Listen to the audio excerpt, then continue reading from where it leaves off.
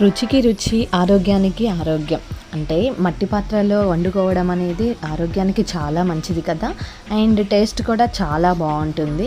నేను ఈరోజైతే మట్టి పాత్రలో చేశాను. సో, ఎలా చేశానో చూసేద్దాం రండి. ముందుగా నేను ఇక్కడ చికెన్ మొత్తం క్లీన్ చేసేసుకొని పసుపు, కారం, ఉప్పు, అల్లం పేస్ట్ అన్నీ వేసేసుకున్నానండి. చికెన్ క్లీన్ చేసేటప్పుడు కూడా మనం కొంచెం లెమన్ జ్యూస్ తోటి క్లీన్ చేసినట్లయితే, లెమన్ జ్యూస్ అండ్ సాల్ట్ వేసి క్లీన్ చేసినట్లయితే స్మెల్ అనేది రాకుండా ఉంటుంది. సో అందుకోసమని నేను ముందు అది వేసేసి క్లీన్ చేసేసాను. దాని తర్వాత దానికి కావాల్సిన ఇంగ్రీడియంట్స్ అన్నీ కూడా నేను యాడ్ చేసేసుకున్నాను. సో మొత్తం ఇప్పుడు ముక్కలకు పట్టే విధంగా మొత్తం కలిపేసుకుంటున్నాను.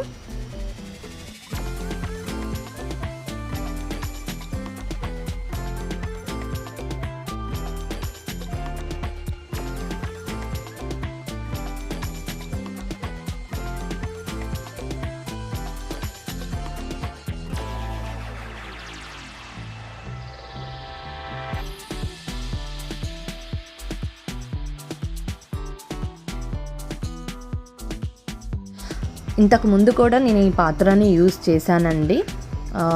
మటన్ బిర్యానీ చేశాను, చికెన్ బిర్యానీ చేశాను. సో అలా కొన్ని కర్రీస్ కూడా చేశాను అనమాట.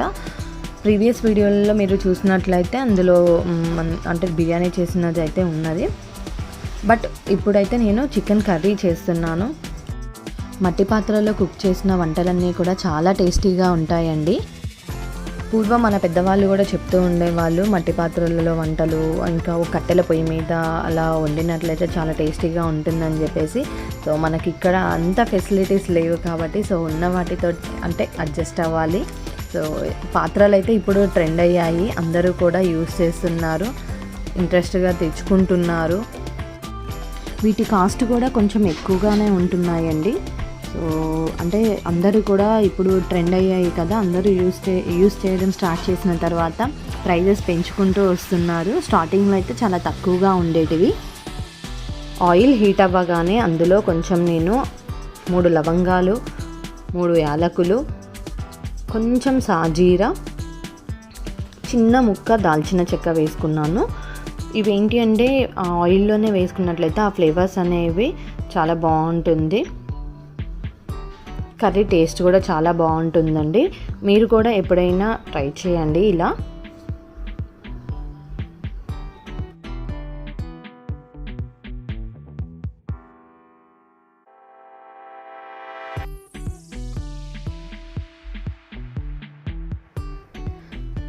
ఇప్పుడే మనము బిర్యానీ ఆకు కూడా యాడ్ చేసేసుకోవాలండి. సో ఇందాక వాటితో పాటు కూడా యాడ్ చేసుకోవాలి. యాక్చువల్లీ నేను అవి మర్చిపోయానని కొంచెం లేటుగా యాడ్ చేశాను. మీరైతే 1 by 1 వెంటనే యాడ్ చేసుకోండి. దాని తర్వాత మిగిలిన ఇంగ్రీడియంట్స్ కూడా యాడ్ చేసుకోవాలి. ఆయిల్ హీట్ అయిన తర్వాత ఇవి కొద్దిసేపు 1 నిమిషం పాటు వేడయ్యేలా చూసుకోవాలి.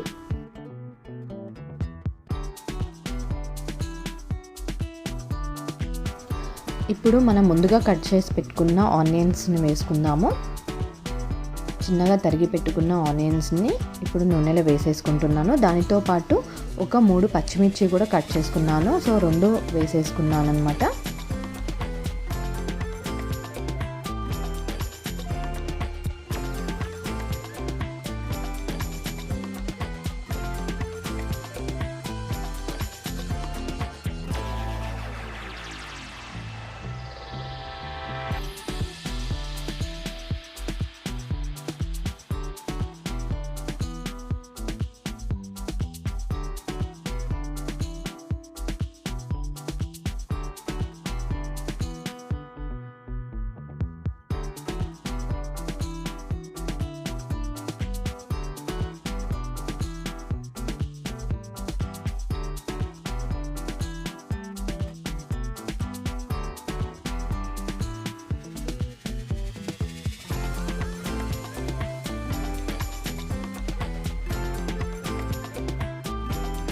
ఒకసారి ఆనియన్స్ని మొత్తం కలుపుకోవాలండి. నూనెలో వేగేలాగా ఒకసారి మిక్స్ చేసేసుకొని దాని తర్వాత మూత పెట్టేసుకొని మళ్ళీ మగ్గాయో లేదో చెక్ చేసుకోవాలి.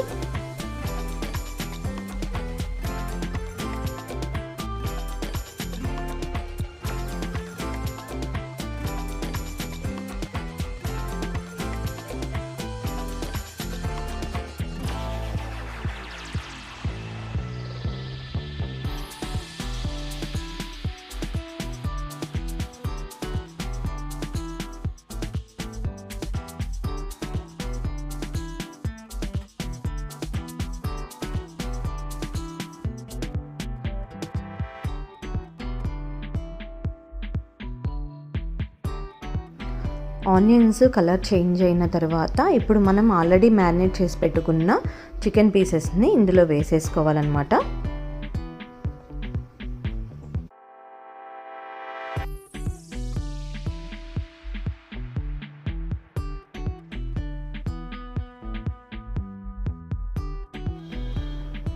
ఇప్పుడు మనం వేసుకున్న ముక్కలన్నిటిని కూడా అడుగు నుంచి కలుపుకుంటూ రావాలండి. సో ఆ పోపులో వేగే విధంగా మొత్తం కలుపుకుంటూ రావాలన్నమాట.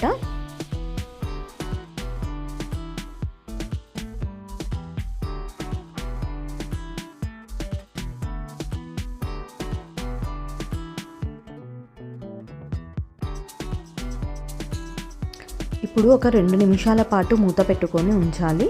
ముక్కలలో ఉన్న వాటర్ అనేది కూడా మొత్తం పాత్రలోకి వచ్చే విధంగా ఒక 2 మినిట్స్ మూత పెట్టుకొని ఉంచుకోవాలి. దాని తర్వాత నేను ఒక చిన్నపాటి టమాటా యాడ్ చేశానండి. అది ఆప్షనల్, మీ ఇష్టం. అంటే మీకు టమాటా వేయాలి అనుకుంటే వేసుకోవచ్చు, లేదంటే వదిలేయండి.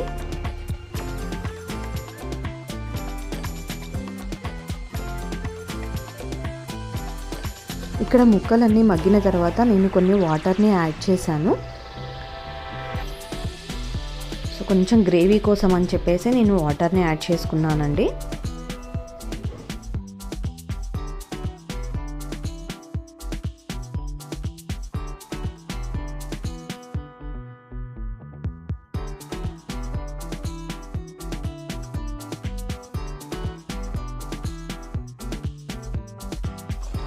ఆల్మోస్ట్ మొత్తం కర్రీ అంతా కూడా కంప్లీట్ అయిపోయింది. సో అందులో ఉన్న వాటర్ అంతా కూడా మగ్గిపోయిందన్నమాట. ఇప్పుడు ఆయిల్ పైకి అనేది తేలుతూ ఉంది చూడండి. సో స్మెల్ కూడా చాలా బాగుంది. ఎప్పుడూ చేసే విధంగా కాకుండా ఇలా కొత్తగా కూడా ట్రై చేయండి, చాలా బాగుంటుంది. సో ఫైనల్గా కొత్తిమీర అండ్ కొంచెం ధనియాల పొడి వేశాను, పచ్చి ధనియాల పొడి. సో ఇంకా కంప్లీట్ అయిపోయింది చూడండి. చాలా కలర్ఫుల్గా అండ్ చాలా బాగుంది. టేస్ట్ అయితే చాలా బాగుంది. సో మీరు కూడా ట్రై చేయండి డెఫినెట్గా. Thank you for watching. మరొక వీడియోలో మళ్ళీ కలుద్దాం.